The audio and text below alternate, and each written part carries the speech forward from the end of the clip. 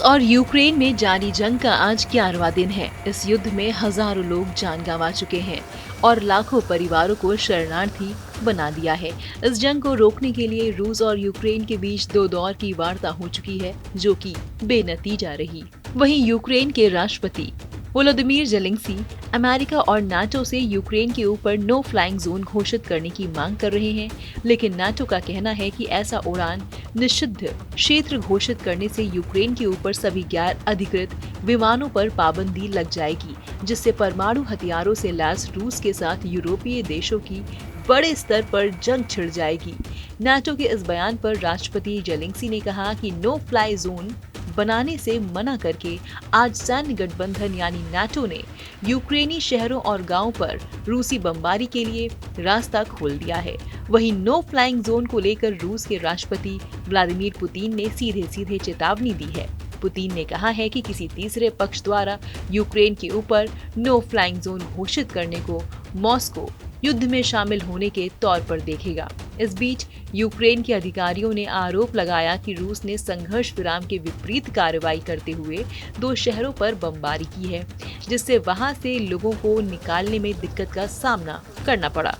Mariupol और Volnovakha में संघर्ष विराम लागू नहीं होने से युद्ध खत्म करने के प्रयासों पर पानी फिरता नजर आ रहा है। केवल 10 दिन में करीब 14 लाख लोग यूक्रेन छोड़कर जा चुके हैं।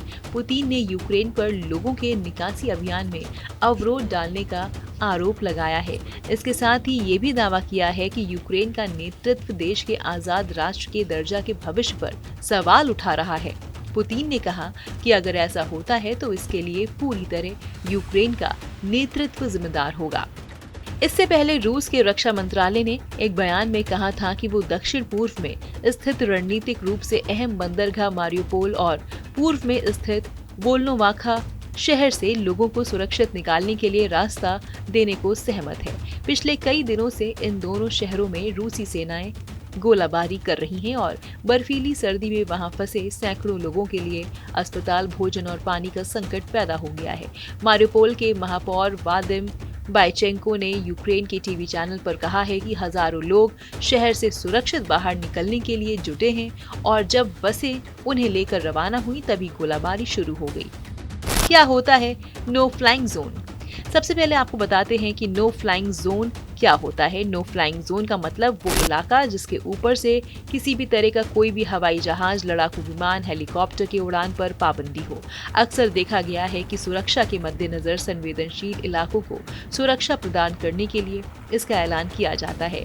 इसके अलावा भी किसी खास मौके पर किसी निश्चित इलाके को नो फ्लाइंग जोन घोषित कर दिया जाता है।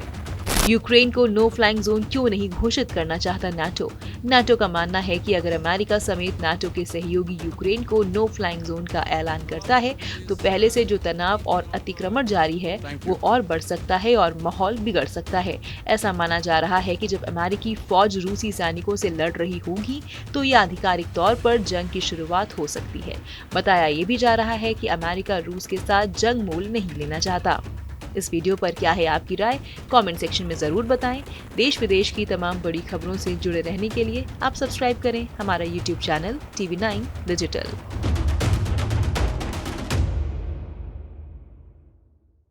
अड़ी सोमवार से शुक्रवार शाम 6 बजे सिर्फ TV9 भारतवर्ष पर।